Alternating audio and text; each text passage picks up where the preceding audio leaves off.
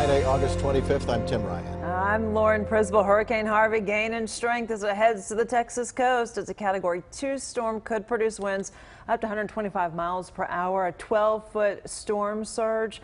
It is expected to make landfall tonight or early tomorrow. But basically, I mean, that's the eye of the storm that's going to make landfall. But this thing's massive and is already, causing some issues. So even before the storm hits, high winds and flooding, as we mentioned in South Texas. Alex Boyer live in Corpus Christi, where people are preparing or gone.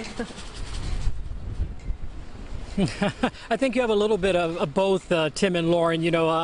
We are seeing the effects of the wind and the rain all across the Texas coast. Let's show you some live pictures that we have from Galveston, and you can see just what the effects of Hurricane Harvey is having right now in the shoreline there near Galveston, just off of the Houston area. So they're getting a taste of it there. And then, of course, we are continuing to get a taste of it here.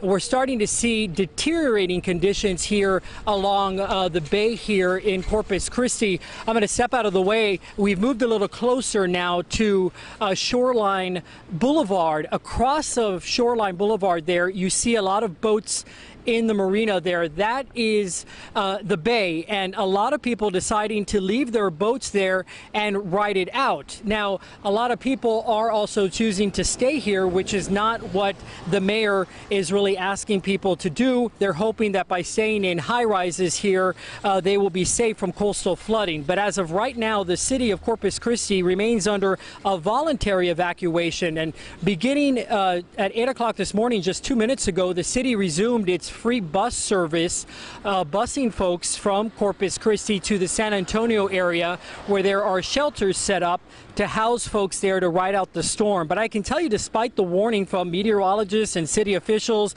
that this will make landfall in a major way, some residents are choosing to stay behind and ride out the storm.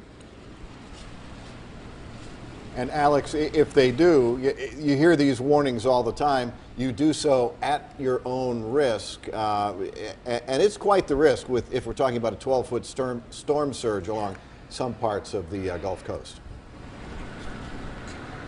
Yeah, that's right. And you may be able to see across the street there's a woman walking her dog. A lot of people kind of taking today just kind of like any other day. People I've talked to along the sidewalk who have been walking here, kind of checking things out, say, Texas hasn't been hit hard in years. They don't feel that it's going to get hit hard again this time, which really doesn't make sense when you think about the forecasts and the predictions that we've been hearing all morning long. But still, it's a voluntary evacuation, so people aren't being forced to leave. The mayor and city officials, and as you mentioned, Tim, emergency responders would like to see people leave so that they don't put emergency responders and themselves at risk. Yeah, definitely a very scary situation. Thank you, Alex.